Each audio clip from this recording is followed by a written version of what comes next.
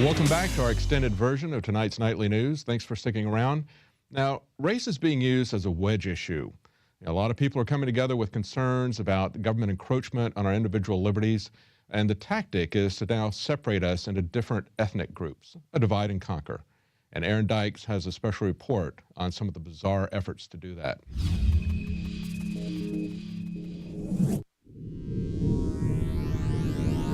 Aaron Dykes here for Infowars.com. Now, you've heard the alerts on our website how the SPLC and mainstream media who are following their lead are now labeling the next potential terrorist not as jihadists, not as Muslim people, but as white people. And they say, in part, quote, they're not jihadists. They are white, right-wing Americans, nearly all with an obsessive attachment to guns, who may represent a greater danger to the lives of American civilians than international terrorists. And you say, why are they doing that at the SPLC, the Southern Poverty Law Center? Why is the U.S. government touting that? Well, for the reasons they always do, to use divide and conquer tactics to distract people from the real issues of consolidation of power, of banking in our government, meddling with our finances and taking everything. They want people to be distracted by race and to buy into the bogus war on terror that's continually falling, even as support for government falls. Now, on the heels of that, there's a shocking report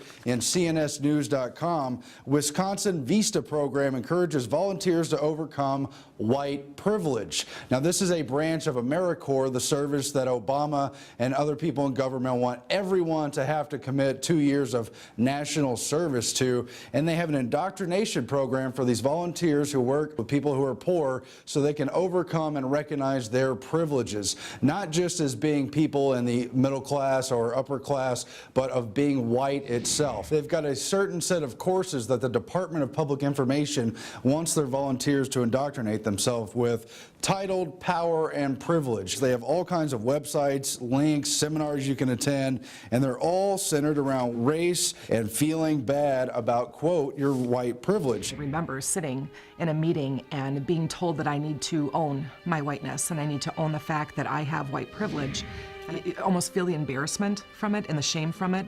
Only then can I start breaking, down the walls and be able to teach my students of color and to reach out to them, which of course is absolutely absurd. Specifically, they have a mental model for white anti-racists. So if you're not racist, you have to follow this, they say. And one of the reminders is to wear a white wristband to remind yourself of your white privilege so other people can see it and know you feel guilty about this. And while you do that, they say you want to find a person of color who can hold you accountable as you try to live up to your guilt in this matter and undo your privilege. This is all backwards. It's going to only contribute to racial divide.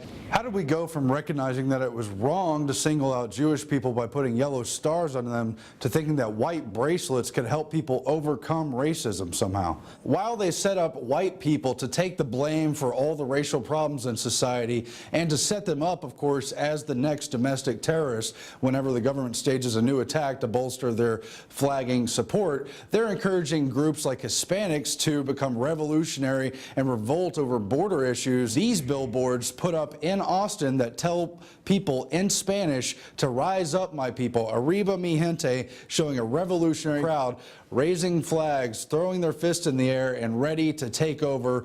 And just imagine if some white supremacist group put up their own billboards. If there's a KKK mural up on the highways, people would throw fits, and they should. But again, the main problems are systematic. We are all being debased through these global trade policies, GATT, NAFTA, WTO, you name it, coordinated at the elite financial level, not happening at the individual levels. We need to learn to live together, and we can.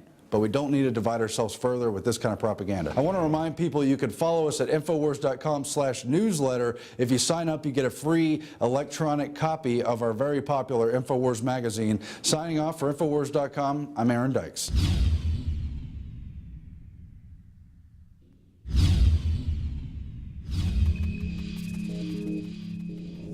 That's pretty amazing what people do to try to create racism.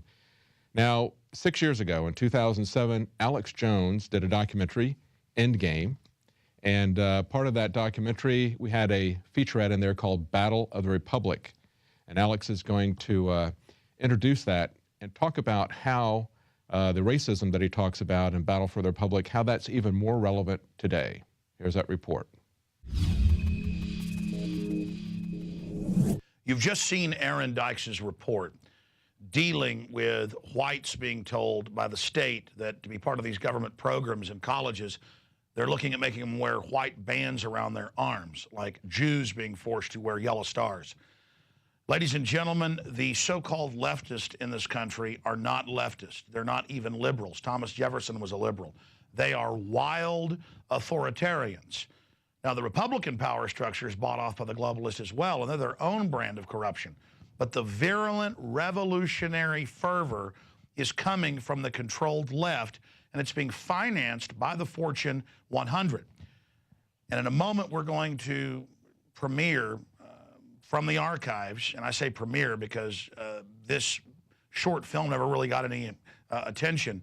We're going to premiere here on the Nightly News in the 2 years we've been up and running. In-game Blueprint for Global Enslavement's extra Battle for the Republic. It's about 19 minutes long. There's a few copies online, but they're very low res. We're going to premiere this in the history of the Nightly News coming up here in just a few minutes.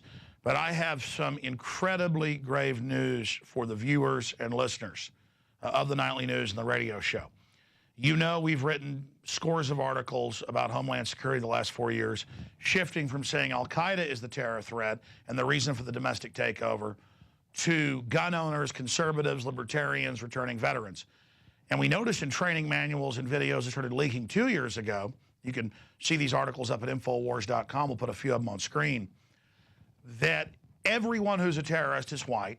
Everyone, I'm talking in more than 15 videos, is a minority. The minorities report the evil whites who are the terrorists. And the Southern Poverty Law Center, the ADL, and others, they've come out and basically said that inherently gun owning is racist. You've seen Fox reporters and sports reporters say the NRA is the new Ku Klux Klan. Asinine stuff that has no basis in reality, simply as a political mechanism to demonize people. Then last week, the Southern Poverty Law Center came out and put out a report, and then they listed 2 reports listing myself as the chief enemy and potential terrorist, saying that right-wing and anti-New World Order groups, and they went on to say world government doesn't exist, I'm going to show you that in a moment, that we believe tyranny is taking place, and so that we are set to blow things up and be terrorists. Now, obviously, if you know Oklahoma City, you know other operations, those are staged provocateur events. Whoever blows stuff up looks terrible in the media. Who stands to gain from carrying out staged terror attacks? Who has a history of doing it? The foreign mega banks of the New World Order that are announcing world government and taking over right now, and who have signed us on to their derivatives. And so they don't want Hispanics and blacks and Asians and others to feel like they have a stake in the Second Amendment and private property rights and sovereignty that made us so great and wealthy. They want to bind them using racial triggers to be anti-gun and anti-white, and that's what MSNBC pushes. You know, Al Sharpton on there says we've got to overcome the whites and the Southerners to get the guns. Rangel says that. This is incredibly racist. By their definitions, it's Ku Klux Klan level. But they're black or they're Hispanic, so it's okay. So this is the over-the-top type stuff we're seeing. Now, behind the scenes, they've been telling the police and military this for the last 4 years, and we've shown the manuals, the MIAC, the Homeland Security. The training videos the last 2 years for Homeland Security have shifted to this, where they say the terrorists are the white people. We've covered that here. Now it's in hundreds of newspapers today as a major push. You know that's a major push when the same talking point is all over the news the same day. So I want to direct everyone, and I'm going to show you a document cam shot of this, to the Los Angeles Times, peril from patriots. And the people have signs here saying only criminals in government want an unarmed public. And it goes on to say that demonstrators rally outside New York against new gun laws, which would actually have banned many guns, and they actually did. They're arresting people for over 7-round mags. Now, they go on in the article to say there is no gun control, no one's coming for your guns, and they say that it's outlandish one world government conspiracy theories. And it says, what can be done to reverse the tide of belligerent ignorance? Not much. And they go on to say, all we can do is go after the terrorist. We've done nothing. It's clear they're getting ready to frame us. They won't say who even wrote this piece, probably the Southern Poverty Law Center. It doesn't even say who wrote it. And it quotes the Southern Poverty Law Center that is a Justice Department organ. They're a spokesman, so they can say things that government can't. They're a mouthpiece, a shill, a surrogate, on record. And it goes on. Now here's the key. I'm only reading part of this because of time. It says, listen to this. There are increasingly frightening numbers, cells, meaning terrorists, of angry men in the United States preparing to combat with the U.S. government. They are usually heavily armed, blinded by a intractable hatred. No, our eyes are wide open. Yours are wide shut. Often motivated by religious zeal. They are not jihadists. They are white, right-wing Americans, nearly all with an obsessive attachment to guns, who may represent a greater danger to our lives of American civilians than international terrorists. So see, this is the main lining of all of this. And they're basically saying prepare for war. Now, they're also coming out saying there aren't 2,700 armored vehicles that they just ordered, on top of 10,000 last year. There aren't 2 billion rounds. They actually say that's a lie. Even though it's in Forbes and AP, it's true. In hundreds of other papers, they're saying, see, this is military, when they're just denying everything. That's a military tactic. We're going to premiere Battle for the Republic here on the news in just a moment. You have to understand, this is just a snapshot. Now, let me move to this next article. This is Kurt Nemo's breakdown of this. LA Times announces white men are the terrorist. Very important that you get this article from Infowars.com. And it also breaks down the fact that we predicted this many, many, many, many times, as we showed you on screen from Infowars.com. Now, here's what Aaron Dykes covered earlier. This is all over the country they're doing this, where heterosexual college students are told something's wrong with them. See, it's not about unity and equality. It's about groups that government has as their clients declaring all of us the political food. Because in an authoritarian system, you've got to have somebody that's the bad guy to roll out the draconian attacks. In Germany, it was the Jews, Seventh-day Adventists, people like that. With the communists, it was anybody that had, 2 pennies to rub together or a, pot to piss in. China, it was anybody that had any money. Now they're saying whites are the terrorists. Now, of course, there's tens of millions of blacks, Hispanics, you name it, that love liberty, love guns. All the black sheriffs you've seen out there defending the Second Amendment. They don't want that. They don't want people going, hey, we're unified by a culture of liberty and freedom. They are scared to death of that, and they're using a communist model. They're not really communist, but they're using the communist playbook that they've used in countries and regions to play groups off against each other. The communists would come in and get a bunch of minorities that together were the majority to ally with the state and go after the group they wanted to persecute. The UN did that in Rwanda, having one group go after the minority Christians, the Tutsis with the Hutus. This is the divide and conquer game. The globalists hate everybody. They're eugenicists. And they're trying to cause a revolution and a civil war. And if they don't succeed, the globalists are all in Europe and offshore. The imploding economy, they'll still come in and buy it up for cheap. But if they succeed, they can use the Army manuals and training for gun confiscation, re-education centers. Just if you're a new viewer, type in Army Manual Civilian Inmate Labor Camp. Boom, Army.mil. Army Manual on Gun Confiscation, Army.mil. It'll be the first link. Military trains to take on militias. Military trains to take on Tea Party. Tea Party to merge with Al-Qaeda. They have all these made-for-TV shows about this, like Founding Fathers, where, oh, that patriot says they're pro-gun. That guy named Jones or Johnson, they're really Al-Qaeda. So they're also pushing that. It's not racist to own guns. It has no basis in reality to say that. But they don't care. They push it. There's no Tea Party people with Al-Qaeda. It's our government running Al-Qaeda in Libya and Syria, and the president of Afghanistan has come out and said that recently. But they're saying we're with them. You see, because we're the people that know what's going on. And I'm talking to the new viewers out there who will read the spam bots on YouTube, after this airs on the nightly news, who are just regurgitating. It's admitted they have government corporate bots that just spam, oh, this is entertainment, oh, this isn't real, oh, Alex is racist, or Alex isn't racist enough, or Alex is anti-white. And it's come out in the news. 70+% of Obama's Twitters are fake. It's come out in the news. It's all fake, folks. And the Republicans won't save you either. That's the point, is they give you nowhere to run. And now as you say, well, I'll get storable food, I'll get guns, because the government's buying food and buying weapons and tanks. Any fool would know you better get ready and get prepared. So now in Wisconsin, the VISTA program encourages volunteers to overcome white privilege by wearing a white armband to show that it's basically bad and evil to be white. I mean, folks, this is pure authoritarianism and saying to whites under peer pressure, you will submit to a communist socialist agenda on the grassroots with fascism extracting it to offshore combines that are tax exempt, like GE and others.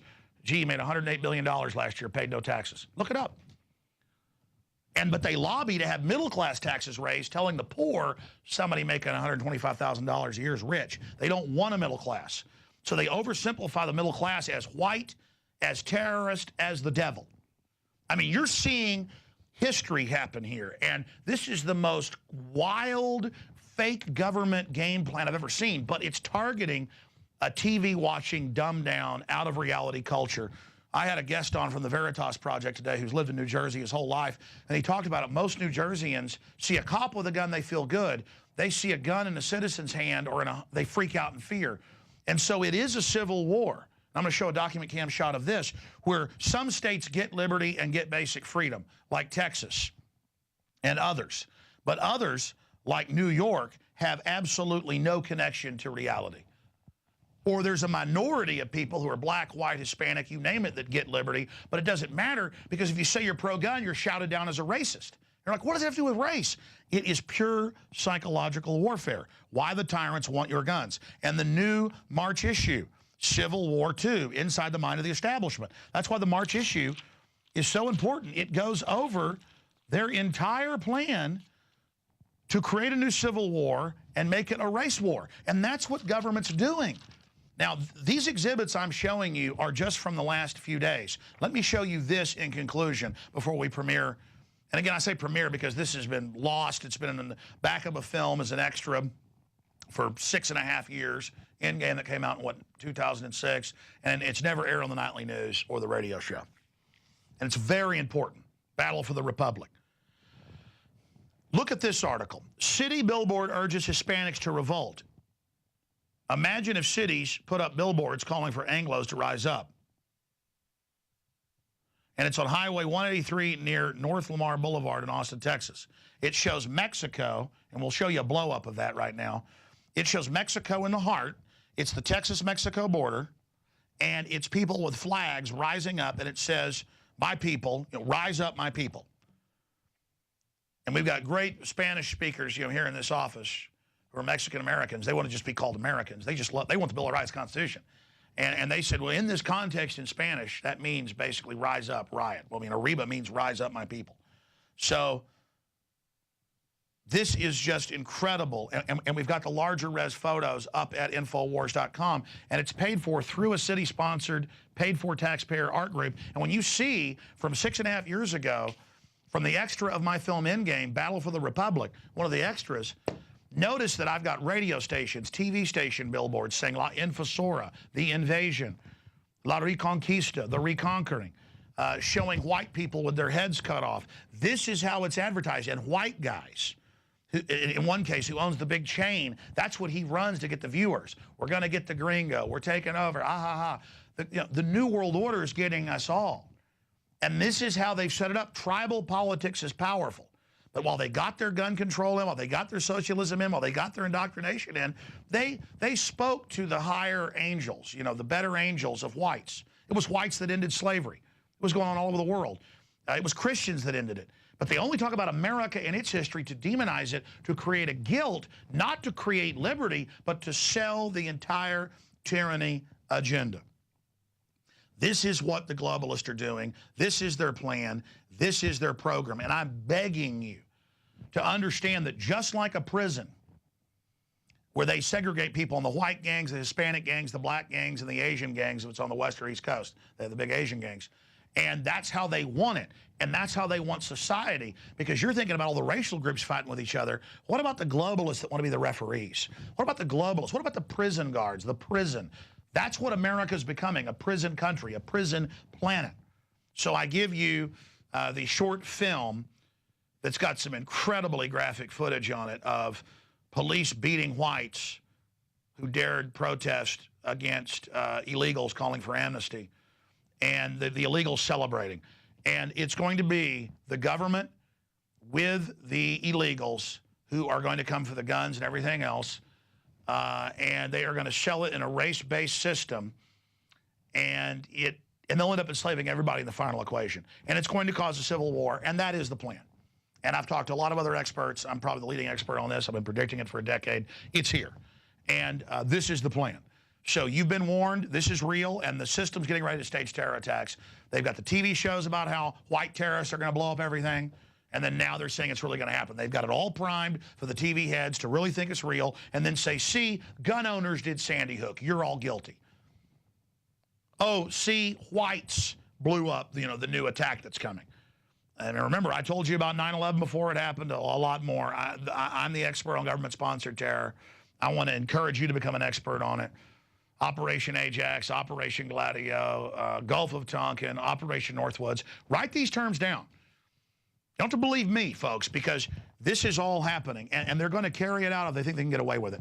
Okay, we'll go ahead now and play Battle for the Republic. Please, TV viewers, PrisonPlanet.tv viewers, get this out to everyone you know. If you are a subscriber to Infowars Nightly News on PrisonPlanet.tv, it's 11 memberships for $5.95 a month. That's less than 55 cents per person. Go get a membership if you're watching this later on YouTube. Or share your membership with people. 11 people can log in simultaneously. Become a PrisonPlanet.tv member. Help get this information out if you believe in it. All right, let's go ahead and go to Battle for the Republic.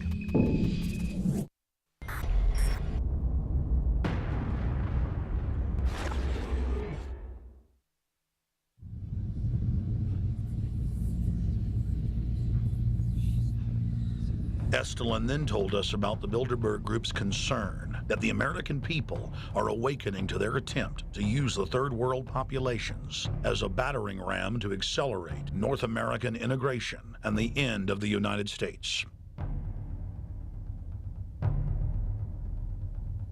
One of the things that happened last year, there was a lot of talk about the Patriot movement in America. They're very worried about the Patriot movement in America in 2005. That's one of the subjects that we're discussing. We saw last year how a very small but very determined population base could put an end, literally stop dead in their tracks all the illegal immigrants coming through. They did not make the Bilderbergs very, very happy. America is being sacrificed on the altar of globalism. The United States must fall before the New World Order can rise.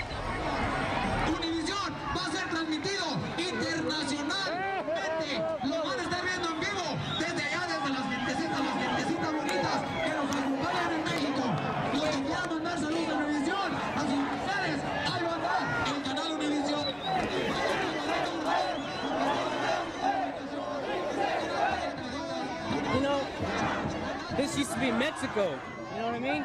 And the people that were here before, they're just not gonna get up and leave. Mexico! Mexico! Mexico! Mexico! Arriba Mexico! The globalists are using a divide and conquer strategy to balkanize the United States. You know, they cause all this exploitation across the globe, and they wonder why people come to America. You know? So is your argument that NAFTA and CAFTA are designed to increase illegal immigration? It's not designed. Well, you know what? You might have a point there.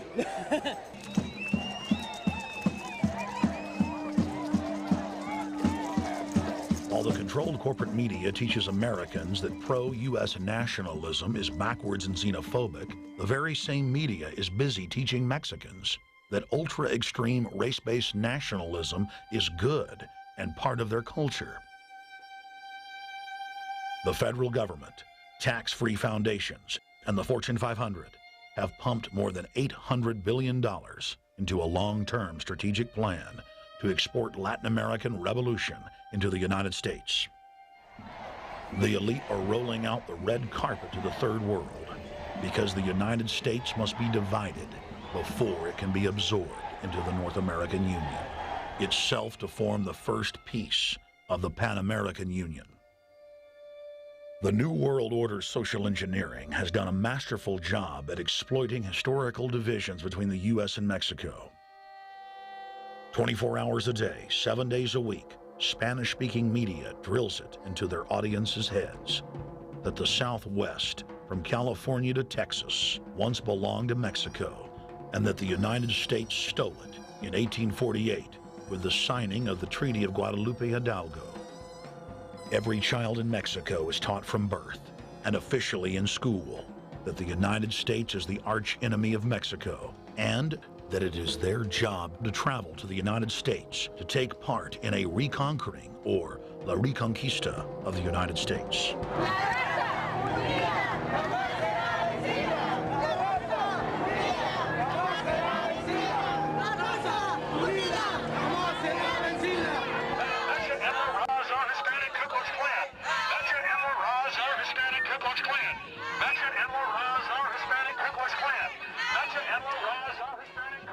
It is a historical fact that Mexico was born out of hardcore corruption and is still one of the most oppressive nations on earth.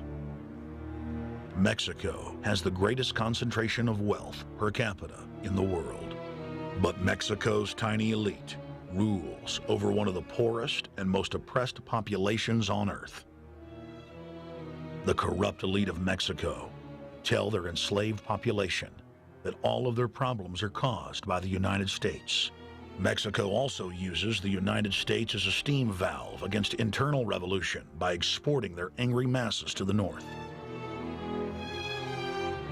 The Mexican people did not gain freedom with independence from Spain. From 1822 to 1836, Mexico was ruled by more than 10 dictators, calling themselves everything from the Emperor of Mexico to the King of the Americas. In 1 year alone, Mexico had 6 different masters. Completely bankrupt, Mexico could not maintain the few tiny forts and missions that guarded their northern realm. States were in continual rebellion across the collapsing empire. After Texans gained independence by defeating Santa Anna, things quieted down until April 24, 1846. When a Mexican cavalry force of 2,000 launched a sneak attack, wiping out a 63-man U.S. force patrolling the border. Mexican troops continued their assault deeper into U.S. territory for several months until they were turned back by U.S. forces, which then launched a lengthy campaign ending with the capture of Mexico City on September 15, 1847. The historical truth is incontrovertible. The West was won by the United States. England, Russia, Mexico, France, all laid claim to the West at one time or another, but none could hold it. Even the native tribes warred with each other for the land. In the 21st century, the architects of the New World Order are using cheap slave goods and oceans of third world migrants to overrun the United States. The irony is staggering when you realize that the same oligarchs that have wrecked the third world are now framing the United States for their crimes and using the rightfully enraged mob as a weapon of conquest. The guest worker amnesty plan being pushed is nothing more than a North American Union standardized ID card that erases all 3 nations' sovereignties. Spanish-speaking TV, radio, and print is literally on fire with talk of revolution, with many stations bearing the name La Infosora, or The Invader. More than 600 billboards were purchased in Los Angeles alone, proclaiming that LA is now part of Mexico. If you really think about it, it's perfect for the elite. Americans who don't speak Spanish are unaware of what's going on, so the corporate control revolution can build in semi-secrecy. Most of the media outlets spewing the slogan, Viva la Raza, which translated means long live the race, are owned by New York and London-based companies that are cold-bloodedly pushing the breakup of the United States. We have discovered a national trend where government is demonstrating a clear double standard in their treatment of citizens versus illegal aliens. Citizens are arrested if they don't have insurance or driver's license. Illegals are not. Illegal aliens don't have to have a valid form of identification to set up a bank account or get a car loan, while citizens do. The government also subsidizes the illegals via welfare at taxpayer expense. This is not done to help the illegals, but to subsidize the large corporations that employ them in an ongoing war against the middle class. But selective enforcement got even worse in Seattle, Washington. Tens of thousands of demonstrators took to the streets, demanding amnesty for 30 million illegal aliens, despite the fact that many of them were undocumented. They were afforded the First Amendment right to speech and expression. Apparently taking over downtown Seattle, Washington, while waving Mexican flags and screaming La Raza was not enough for them. Of course, in Mexico, most demonstrations are broken up by the parasitic police force, firing machine guns into crowds, killing people. But that didn't stop them from demanding the police physically stop an American citizen from engaging in his own silent protest. Josh Moore shot this video on a small still camera while riding his motorcycle and was stuck in traffic for more than an hour due to the protest. The police did not arrest a protester who assaulted the driver through his sunroof as the crowd cheered.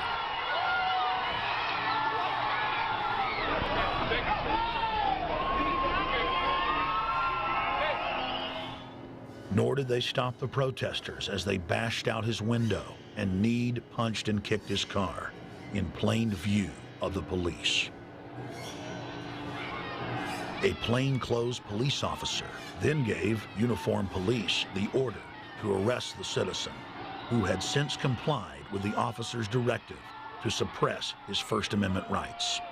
The commanding officer claps and cheers along with the predominantly foreign mob as the citizen is arrested. I wonder if the plainclothes detective knows that siding with foreigners while arresting a citizen for their political speech is treason. The man is clearly not resisting, but the Seattle police are determined to teach him that free speech is only reserved for servants and dupes of the New World Order. They said by the time they took him away, there was a huge pool of blood on the ground. The police slammed his face with full force into the concrete. The officer then grunted with exertion and drove his face forward over the street with sadistic pleasure. The plainclothes officer then allows the protesters to pose with their bleeding trophy, while the man that originally assaulted the American citizen through the sunroof cheers and says,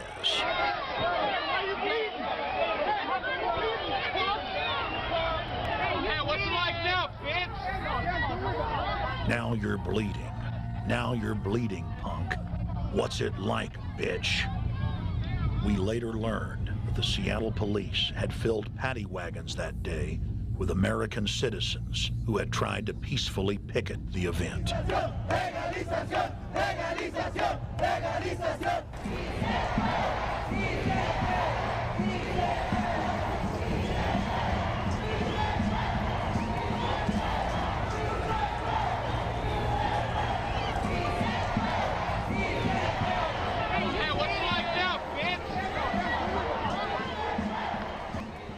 When the then president of Mexico, Vicente Fox, came to Austin, Texas in 2003, the police did their job and protected free speech, unlike the traitors in Seattle.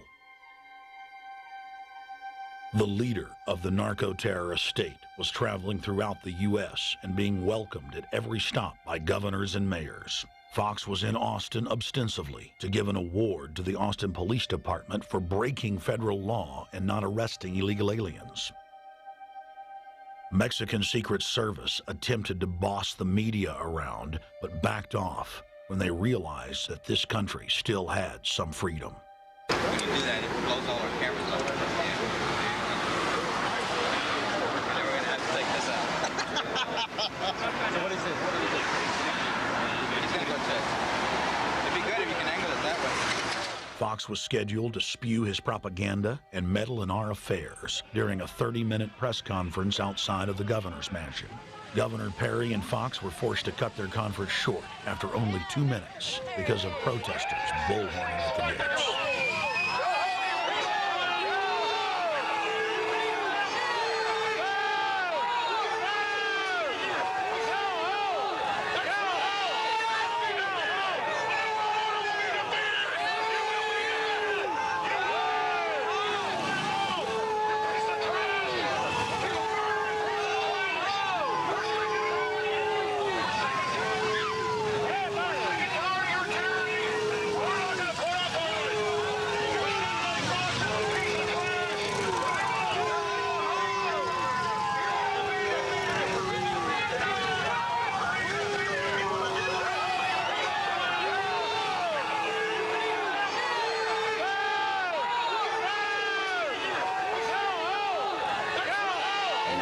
Tonight.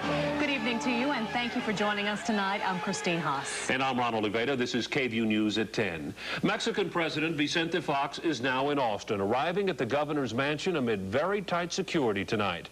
KVUE's Chris Gutierrez is live at the mansion with tonight's top story. Chris? Ron, Mr. Fox and Governor Perry addressed the media for about 10 minutes tonight. Now, they plan on talking about issues that affect both Texas and Mexico. Things like education, water resources, expanding trade, and of course, immigration issues. We are here because we want to strengthen our relationship, both in political terms, in economic terms. We are here to be close to our paisanos, those Mexicans that diligently, with great passion, work every day to contribute to the better being of the United States, better being of Texas, and better being of Mexico. Tonight is about renewing old friendships. It's about spending time with our friends. It's about our being together and enjoying a friendship. We are very enthusiastic about this visit, which we know is going to be very productive because we have many issues on the agenda that we are going to have conversations upon. I am sure it's going to be a great day tomorrow. Now, that voice you heard yelling in the background during President Fox's speech was that of activist Alex Jones. Jones says he wants Perry to keep Mexican immigrants out of Texas because he thinks they're taking too many American jobs. We have record immigration, illegal immigration in the history of the world. In the history of the world, we cannot assimilate this many people. And the government is teaching them to be balkanized, whether you're from Russia or China or Mexico, to control us. It's divide and conquer, and it finally destroyed the Roman Empire, and we're following that same path now. Even after leaving office in 2006, Vicente Fox has toured the United States, calling for amnesty and North American integration.